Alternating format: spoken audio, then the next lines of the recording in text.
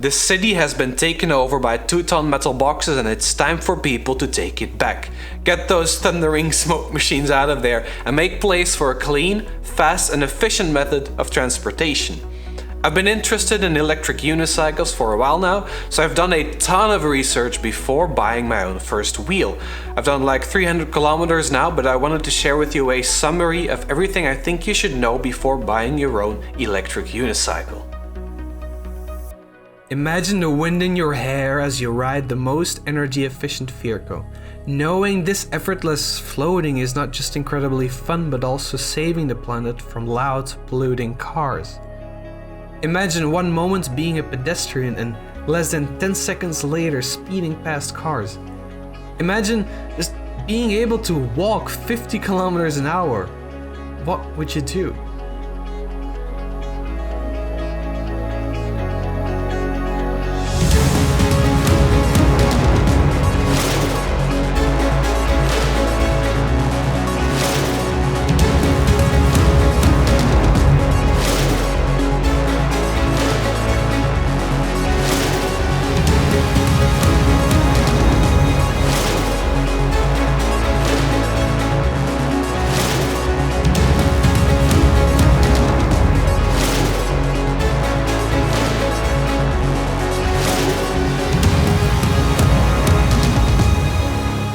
That is the e-wheel.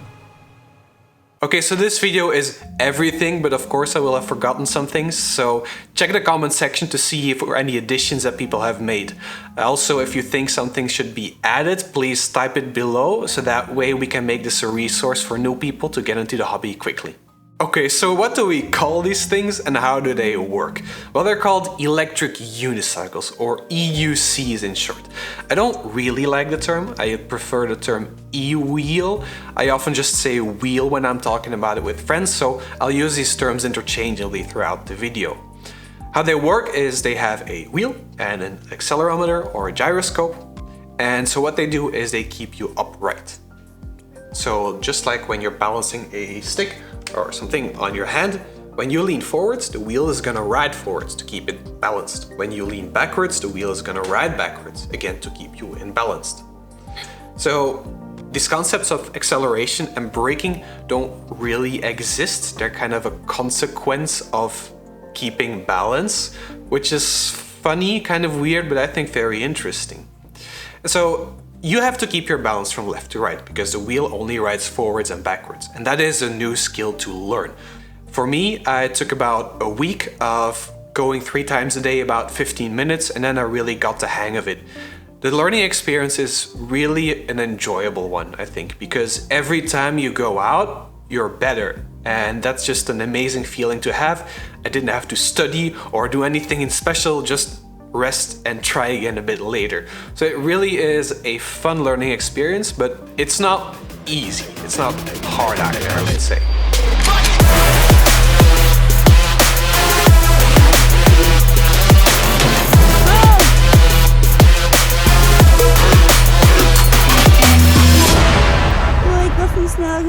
So what is the argument for getting an electric unicycle as opposed to a different small electric vehicle? Well, there are quite a lot of them. They're faster, they go further, they're lighter, they are very nimble, and they do all of that for a price that's less than a comparable e-scooter or e-bike.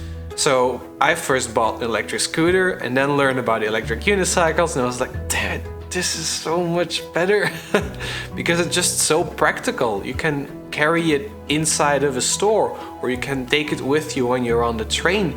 And I found that with a scooter it was very unwieldy to carry it with you, or you had to lock it up in a bike stand, and I was pretty uncomfortable doing that. So the electric unicycle is a lot more useful throughout the day.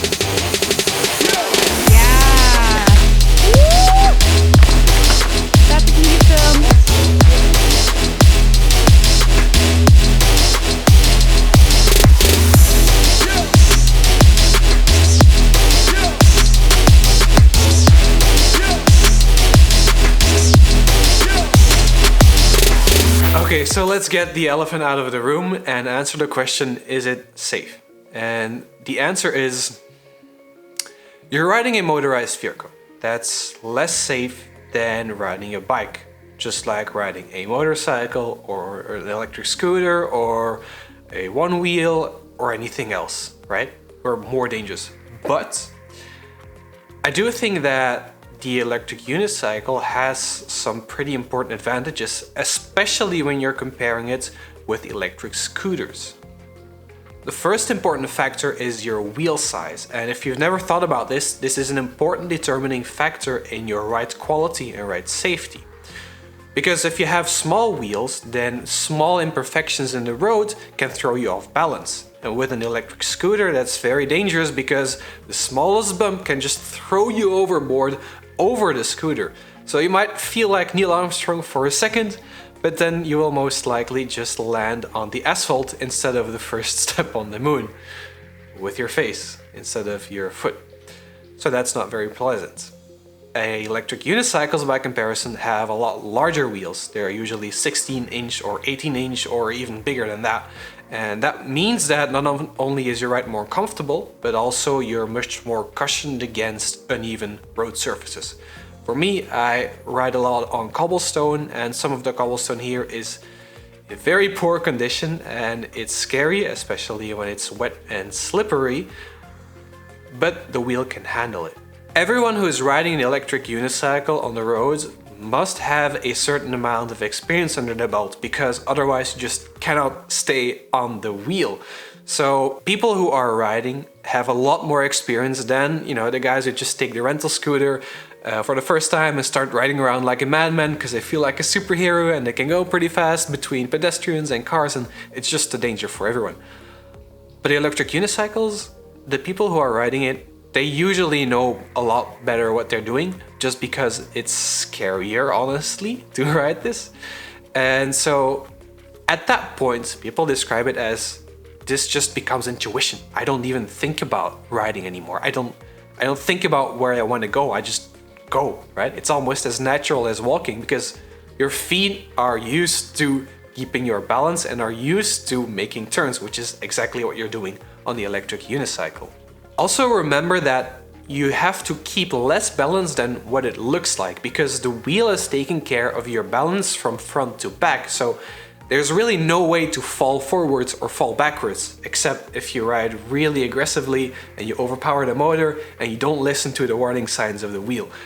In that case, you will fall. But if you listen and if you're careful enough, then you can just not fall forwards or backwards. So when you're braking, it's really a matter of skill and daring to lean backwards, because it is kind of a scary thing, and braking is a skill you need to learn.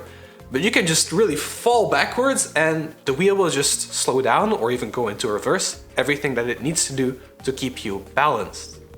But I think we must admit that when you fall from an e-wheel, and you are, when you're starting to learn, you are going to fall. But when you fall, it can be pretty bad. And so it's really, really important that you wear enough safety gear. I think that's something that I was actually pleasantly surprised by, because the EUC community as a whole is very, very safety oriented. You will see people recommending to wear a lot of safety gear everywhere. And I think that's a very good thing, that people are protective enough, that take care about your safety. And there's a little appreciated benefits to wearing a lot of safety gear when you're riding in traffic. That is that you look a lot more dangerous. I've experienced this firsthand. When I'm riding through the city, people are like, what is that? And when you're wearing a big helmet, when you have a lot of protection on, they're like, he must be very fast. I'm gonna stay away from him. So that's actually a very, very good thing, because people will pay a lot more attention when you look flashy and when you look more frankly dangerous.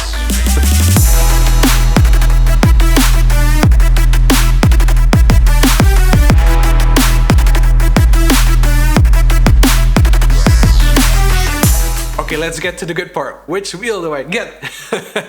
And I think actually there's a big philosophical kind of question here that we might ask ourselves. It's which kind of wheel do I get? Because there are a few options. You can get a very small and very cheap one, so that if you decide it's not for you, it's not as bad that you throw it away, or if it falls and it breaks, and it's not as bad because the wheel will fall when you're learning. They're usually pretty sturdy, so don't worry too much about breaking it. Mine has quite some dents and tears and scratches, but it's still running fine. The other option is to immediately go for a much bigger and much faster wheel. We're like, okay, this is the wheel I'm gonna ride for years, and it goes fast and it goes far, and when I get better at it, the wheel can grow with me. And I have talked to an EUC teacher before, and one of the things he said was that people quite often just give up too soon. So, you know, if you decide that it's not for you and you spend 3,500 euros, you're gonna feel the pain. On the other hand, it might be a very good motivation to make you learn to ride. So I think a good recommendation here when you're learning is to try and find a local rider group from which you can lend a learner wheel. A learner wheel is just a small, cheap wheel that's been beaten up already and that you can just use for a while to learn to ride on. You can also follow classes if you can use their electric unicycle. That way the most falls happen on someone else's wheel and not on your own. If you don't have that, tough luck, you're gonna have to buy a wheel yourself. What I've done is I took one lesson of like 20 minutes maybe only, and then I decided to buy my own wheel. I kind of chose to go in the middle. I've got an Emotion V8S, which is not one of the low power wheels, but is also not one of the high performance wheels either. So it's something that I can grow into a little bit, and I suppose I can go quite a while on this wheel without having the desire or need to upgrade. Also, just faster wheels go faster, but you're not allowed to go faster here in Belgium. You're only allowed to go 25, so it gets a lot more tricky at that point. Okay, so I'm not gonna go into the specific models of electric unicycle because they just change all the time, but I will explain you the most important brands.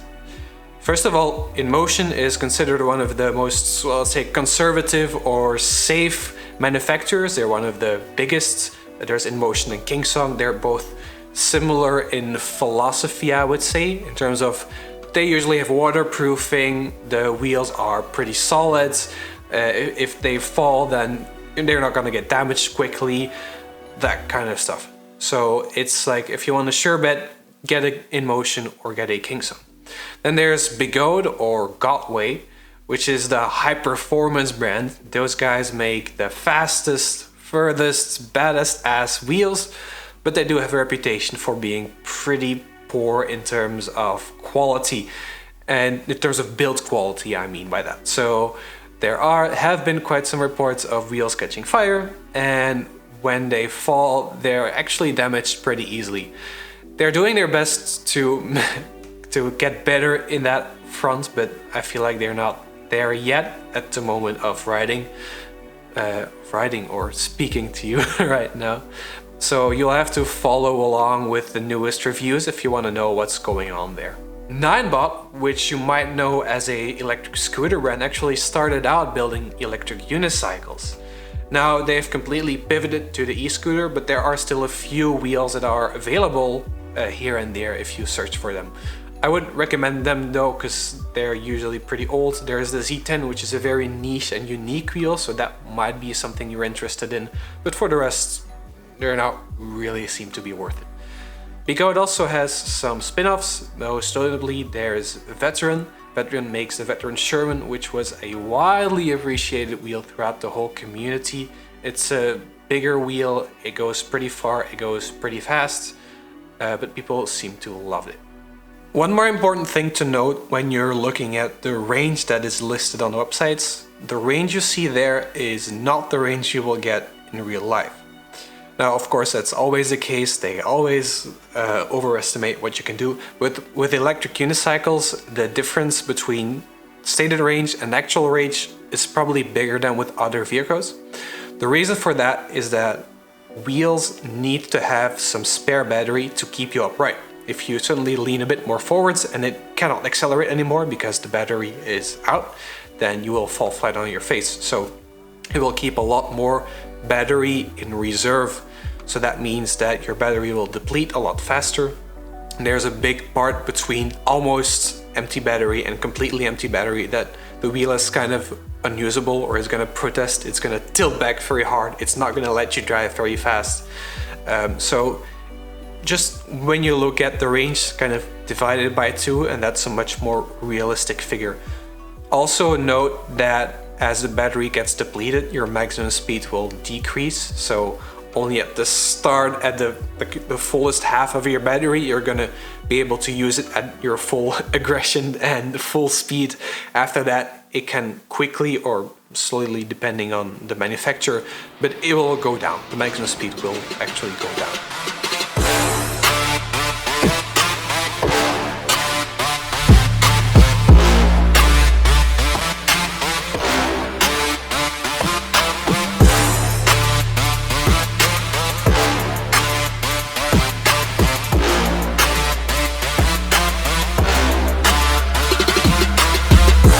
Okay, let's talk about safety gear, because your safety is important. You can fall at any speed and it will hurt. So let's get going. I divide safety gear into two big categories. The first one is your protection when you fall, and the second one is your visibility. So the first one is for your personal protection if something were to happen. The second one is to inform other people on the road that you're nearby, to make sure that you're seen so they can stay out of your way. What do you need? Well, first of all, get some wrist guards. I've rolled them up a bit now. These are very cheap ones from Decathlon. These have like a piece of plastic here that go under your wrist. They also have a piece of plastic above your hand so that you don't break it by moving it like this. There's some gap of air in between so that when I would fall, it pushes that in and it scrapes over the floor instead of killing me or ripping off my hands, basically. Okay, second, a helmet. And this is a big helmet, and the reason for that is that when you fall from an electric unicycle, you're very likely to fall forwards on your chin.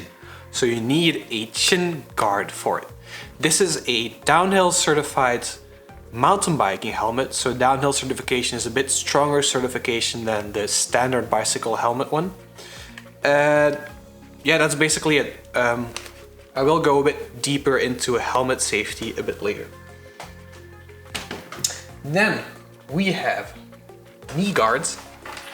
These are the Liat dual axis that I have. They're the de facto standard in the community. Mostly because they're very comfortable. You can just keep them on for a long time and they kind of bend like this. Yeah, I stuck some reflective tape on it just to be seen better.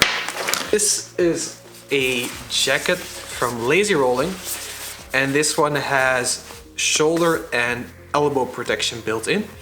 In addition, the inner lining is Kevlar, which means that when you slide, so when you fall, you first hit yourself, so there's an initial impact, and then you slide further, depending on the speed, of course. But for the sliding, there's a Kevlar lining in the jacket that will prevent it from completely tearing open. So you're protected from the impact and you're protected from the sliding. One piece of safety gear I don't have is a hip protector, and I might actually get that later because I've fallen a few times already straight on my hip, so that one has been scuffed up and bruised up already, so I might get that later. You can get those in pants or as underpants. You put your normal pants over them. Okay, safety gear for being seen. There are three categories. First one, there's high visibility clothing, which works during the day, during dusk or dawn. There's reflective material, which reflects the lights of auto drivers. That works during the night, but it only works when there's light shining straight on it. And third, there are lights which work during the night, also during the day, depending on how strong they are, but they also help you to light up the road ahead, and they help other people to see you. I suggest just having a combination of all of those. Don't be afraid of having loud looking clothing. Clothing that looks aggressive, that looks like fancy, all kinds of colors. It's not minimalist, but people will notice you more. One thing I also do all the time is just kind of dance around and move around so that people are pretty sure that they've seen me then. And don't forget a belt. Try and find a belt which attaches via little rubbers, otherwise they're lovingly called finger strippers. Because if you fall, you don't want the thing to rip off your finger, you just want it to break loose. I just put it around my finger like this. So when pedestrians have not seen me and I'm coming, I can just ring this. It sounds like a bell. People are very used to this sound. They know what to do. They know to get out of the way. I wanted to share a bit more about helmet safety standards because there's some things to know here. Helmets are usually tested with a single or sometimes two hard impacts, most of the time straight on. So it's like this. Now in reality, we don't really fall that way. We fall sideways and we hit our side of the head, and then we might just get the head rotated like this quickly. Or if you just fall not as hard, if you fall softer. And so what protects you against very hard impacts is a hard foam, but when you're not landing as hard, the hard foam doesn't compress, and so the impact goes straight to your head. So what protects you against high impact forces is not the same as what protects you against low impact forces.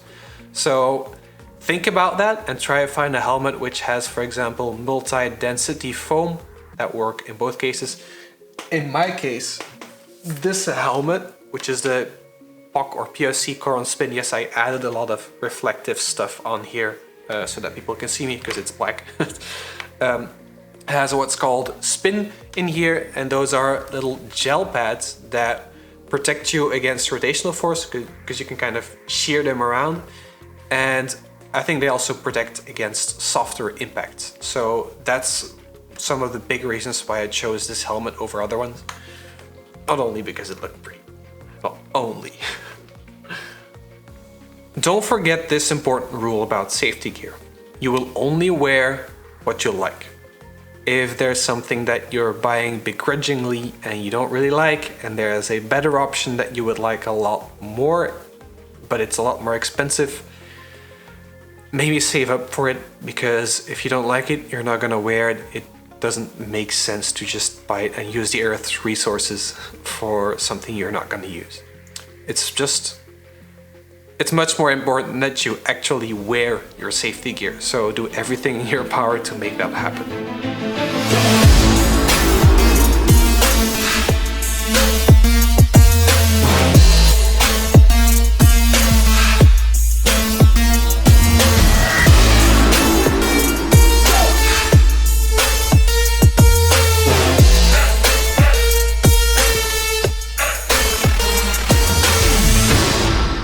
We got the basics covered, so let's talk about a bit more advanced things. First of all, let's talk about cutouts.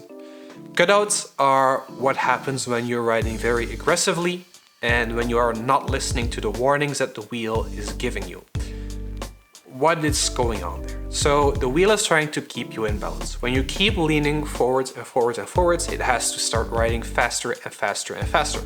So at some point, the motor is not going to be able to handle it anymore. It's going to want to go faster, but it's not going to be able to.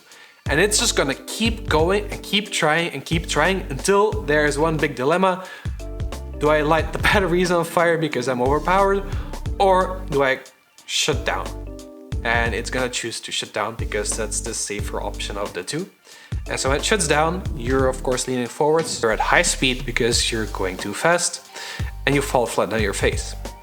That is not a nice situation to be in. But don't fear, the wheel is warning you plenty beforehand. So it's up to you to listen because you will hear beeps, and to feel because the wheel will tilt the pedals back. So you will kind of feel like, whoop, okay, I need to slow down. And this is a very normal thing. It happens, it just means be careful, slow down. Respect the beeps, and you won't get a cutout. It's as simple as that. Some of the most popular accessories for electric unicycles are power pads and jump pads. I don't have any here, so I cannot show you, but they're little pads you attach to the side of the wheel, and they touch your shins or your calves, and you can lean into them or grab a hold of them to push harder or to brake harder.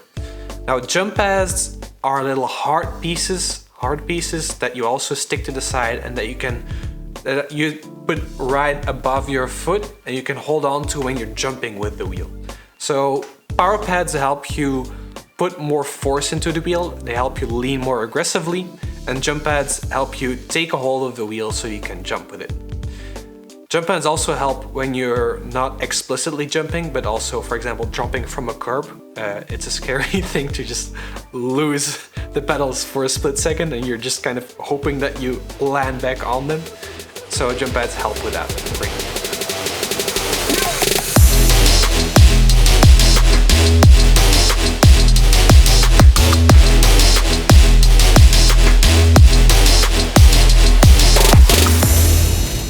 So electric unicycles have big batteries, and so it's important to take care of them because they're lithium-ion batteries, which are extremely flammable.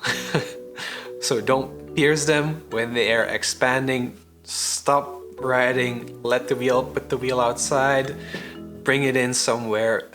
The fires are very hard to put out, so yeah, pay attention. Lithium-ion batteries are the same ones that you have in your phone and your computer, so it's not like these wheels are much more dangerous than any other device. You've got a ton of lithium-ion batteries around the house, but they're big here and the wheels require a lot of power from them. Now, in order to care for them, there's a bit of a myth, it's not really a myth going around. These batteries have a limited lifespan. After a certain amount of cycles, which is a full discharge and a full recharge, after a certain point it will lose some of its capacity. They are usually rated for something like 300 cycles, which means after 300 cycles then I only get 80% of my capacity left. What you can do to prevent that drop in capacity is to charge your wheel not to the fullest, but then you're kind of handicapping yourself below the 80% beforehand, before you're even physically limited, so I feel like it doesn't make a lot of sense. On the other hand, actually charging the device fully is important to do at least once in a while. And by fully, I mean you put it in the charger, let it go to 100%, and you keep it in the charger for a couple more hours. Why is that? Because there are a lot of individual cells inside of the wheel, and they all have their own voltage, but it's important that the voltage is consistent across all the batteries, all the battery packs. Because the battery that's charged the least will determine the total power you have available, and if you let them get out of balance, if you let them get far enough deviated from each other, then the wheel will stop working. And so what you do is when the charger is 100%, then it will actually keep giving a bit of energy, which gives the batteries the time to slowly but surely get to the same level of charge. So this is what we call balancing, and it's important that you do that at least, let's say, once a week or something. I just leave my wheel in the charger for a whole night every time. It's an InMotion one. I trust that they take care of the battery, that it's not going to explode on me in the middle of the night, which BeGoats have done before, but I do trust it in my case.